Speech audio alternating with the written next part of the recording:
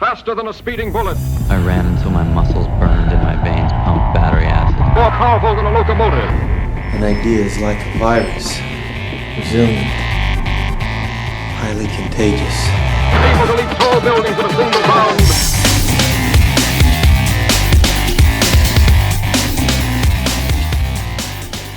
All right, ladies and gentlemen, welcome to the Better Humanology Podcast, and welcome to this Thursday's Thursday Short. So, as the title suggests, this is going to be a shorter episode, but first I have to start with an announcement. So, don't forget about the barbell giveaway. You still have a couple weeks left, and all you have to do, head on over to iTunes, leave us a 5-star review and a positive comment, and you were entered in the running, where we will give away the barbell and actually announce it on the podcast, so you will know who the lucky winner is. And for everyone who's submitted your positive comments so far, I really, really appreciate it. Gets me super jacked up, super motivated to keep doing stuff that we're doing, and I'm always excited to just keep pushing, keep going, and grow this as big as we can. So thank you to everyone who's done that so far. Now, getting into today's content. This is a shorter episode, so you'll see that the title is 17 Methods for Becoming Harder to Kill. You know, that's something that we talk about a lot. And I kind of want to zoom out and talk, before I get into those methods, I want to talk about what we're doing. So at Into 3 Fitness, we run back-to-back 12-week training cycles. One builds off the previous, and we just keep doing 12-week training cycles. We just finished up Shred, or we're finishing up Shred. We have a few more weeks left in Shred. Before that, we had the Grind, and then so it went the Grind, Shred, and now we're hopping into Forge. And they're all 12-week programs, and I see a lot of people, other strength and conditioning coaches saying that you can't do a ton of stuff in 12 weeks, or, it's going to take years and years, and technically that's true, but it depends. That if you're starting from absolute ground zero, no, you're not going to become superhuman in 12 weeks. But if you've been training for a little bit and you come join one of our 12-week programs, we have the numbers, we have the data to prove that what we're doing will get you results in a 12-week time period. And if you really, really want to see results, then you join Into 3 Fitness training for the long haul, and you keep hitting these 12-week cycles back to back where everything's constantly varied for you and programmed. We're looking out at, we zoom out to a training year and beyond and making sure that there are no deficiencies in your fitness. But if you see one of our 12-week programs and you're like, well, that one specifically is for me, you can just hop in for 12 weeks, get some serious training done, and then get back out. So we like to provide, kind of two tiers there. So you can train with us for 12 weeks, meet an objective, meet a goal, and then roll on. Or you can stick with us for the long haul. Sticking with us for the long haul is what we call garage gym athlete programming. You get to just stay with us and get every single 12-week cycle back to back. So for anyone who didn't know that, I kind of wanted to explain that real fast, just so you know what we're doing. And the next 12 weeks is called Forge, and this one's a little more centered on becoming harder to kill. That's one of our main objectives in Into 3 Fitness training, and I put together an ebook called The 17 Methods for Becoming Harder to Kill, and you can go download that right now. You can go to into3fitness.com, and you'll see the latest blog post. It's got the same title, and you can download that ebook. And after you download the ebook, you can review all 17 methods, and maybe they all make sense to you right away. Maybe they don't. If they don't, that's okay, because if you download the ebook, you're going to get a video series, and the video series is going to explain a little bit more about what I was just talking about, like the big picture of our training. It's going to talk about these methods and how to implement them. So we really go deep in the video series. So that's all coming. I'm super pumped. I'm super excited for all this to happen and to get it rolling and to get people in on our next 12 weeks. But today, I'm going to talk about 3 of these 17 methods. And like I said, if these sound cool to you, then make sure you go download the ebook and you're going to get all 17 and you can review them. So, towards the end of the book, we have 3 methods that I want to talk about real fast. One is power endurance, the other one is strength endurance, and then also I want to talk about the grit method. And there are a lot of other methods in here. So this is number 15, 16, and 17 of the ebook. So power endurance, and I'm going to give you guys a little test that you can go test out. Really, really test out your level of fitness, and you can do these things today. So power endurance is the ability to perform consecutive power, strength, and speed exercises with the least amount of recovery time. It helps build stamina, ability to resist fatigue, muscle mass, and increases reflexes. So an example of this would be kettlebell snatches for a certain amount of reps in a given time domain. So to simplify power endurance, because as a strength and conditioning coach, I never like to overcomplicate it or use these, crazy words to make you think that I'm smarter than I actually am. I see a lot of coaches doing that. Think about it. What is a power movement? What requires a lot of power? It's typically, Olympic lifts, moving for speed, those types of things. Those require power. So power endurance, what's the second part of that word? Endurance, just being able to endure for a longer time period. So power endurance would be, like I said, kettlebell snatch.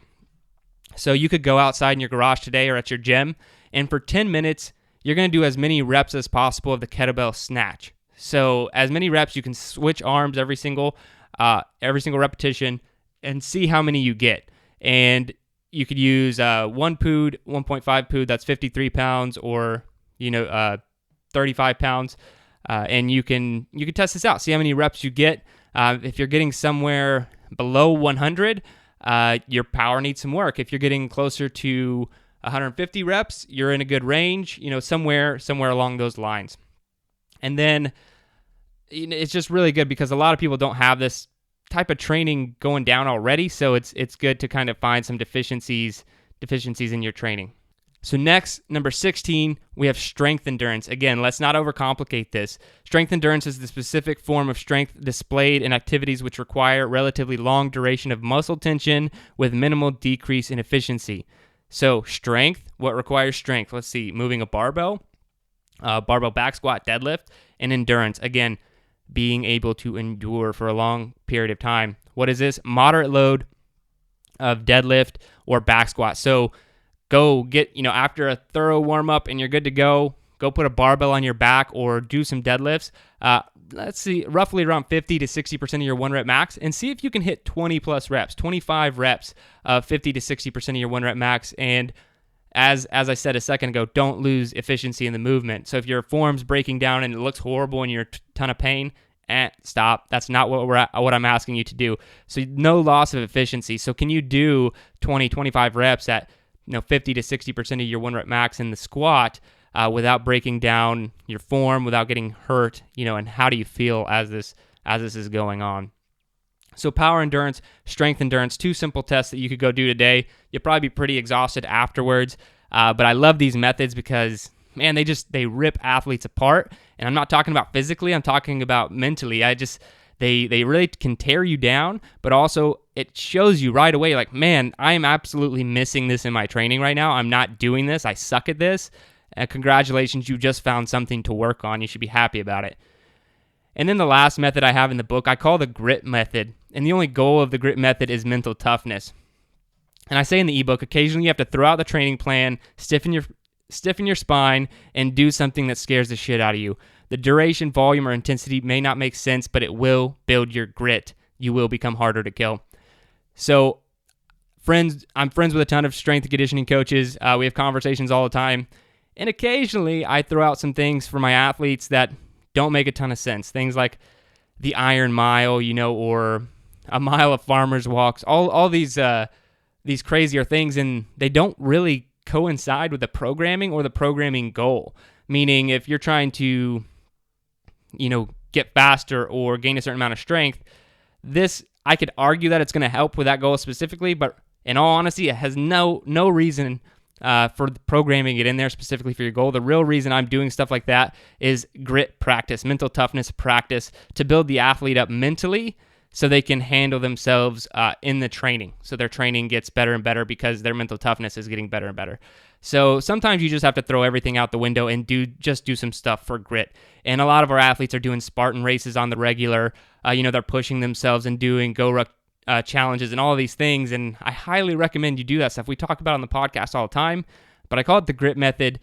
Just screw your training goals, screw everything. Just get out there and try something that's difficult, and it might not make any sense. It might hurt a little bit. Don't get injured, but you definitely want to be in the pain zone and find yourself a little bit more. So that's the grit method. Great example of this is me doing Murph every single Saturday. I can't tell you, like we answered some podcast questions and someone's like, hey, my CrossFit coach thinks you're an idiot for doing Murph every Saturday. It's like, yeah, your CrossFit coach doesn't understand the reason I'm doing it, and that's fine. But it is great to build mental toughness, and I highly recommend it. All right, guys, keeping this Thursday a short episode as promised. So those are 3 methods, some things you can go try out today or this week: power endurance test, strength endurance test, the grit method. Do something that scares you. And if you want to get all 17 methods, all 17 harder to kill methods, go to into3fitness.com. You can go to the blog, you will see the ebook, and you can download it, get all 17 methods, and then you'll also be enrolled for our video series, which I'm super pumped. It's coming out. The first video in the series is coming out on the 28th of November, and then we'll release one each day after that, and you can watch those and follow along. All right, guys, thank you for listening to the Better Humanology podcast. This is your Thursday Short. Peace.